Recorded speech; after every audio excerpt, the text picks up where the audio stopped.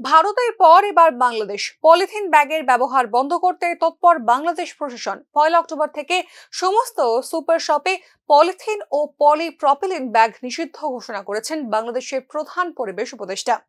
বাংলাদেশের পরিবেশ, বন ও জলবায়ু পরিবর্তন বিষয়ক উপদেষ্টা সৈয়দা রিজওয়ানা হাসান বলেছেন, আগামী 1 অক্টোবর থেকে সমস্ত সুপার শপে কোনো ধরনের পলিথিন বা পলিপ্রোপলিনের ব্যাগ রাখা যাবে না।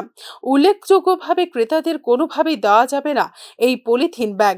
বিকল্প হিসেবে সব সুপার শপে বা দোকানের সামনে পাট ও কাপড়ের ব্যাগ রাখা হবে ক্রেতাদের জন্য। এই কাজে তরুণ বা শিক্ষার্থীদের যুক্ত করা হবে বলে জানান পরিবেশ বিষয়ক উপদেষ্টা সৈয়দা রিজওয়ানা হাসান। বলেন, 15 সেপ্টেম্বর থেকে প্রিন্ট ও ইলেকট্রনিক মিডিয়াতে 1 অক্টোবর থেকে প্লাস্টিক শপিং ব্যাগ নিষিদ্ধের বিষয়টি ব্যাপকভাবে প্রচার করা হবে। এর পাশাপাশি পত্রিকায় গণবিজ্ঞপ্তিও প্রকাশ করা হবে। সচিবালয়ের মন্ত্রণালয়ে সভাকক্ষে পলিথিন শপিং ব্যাগের নিষেধাজ্ঞা কার্যকর করতে কর্মপরিকল্পনা প্রণয়নের লক্ষ্যে স্টেক হোল্ডারদের সঙ্গে অনুষ্ঠিত সভায় একথা জানান তিনি। পরিবেশ বিষয়ক উপদেষ্টা আরও বলেন, বস্ত্র ও পাট মন্ত্রণালয় আগামী 1 সপ্তাহের মধ্যে সব সুপার শপের সঙ্গে সভা করে পাটের শপিং ব্যাগের সরবরাহ প্রয়োজন অনুযায়ী নিশ্চিত করবেন। Bureau report, news now.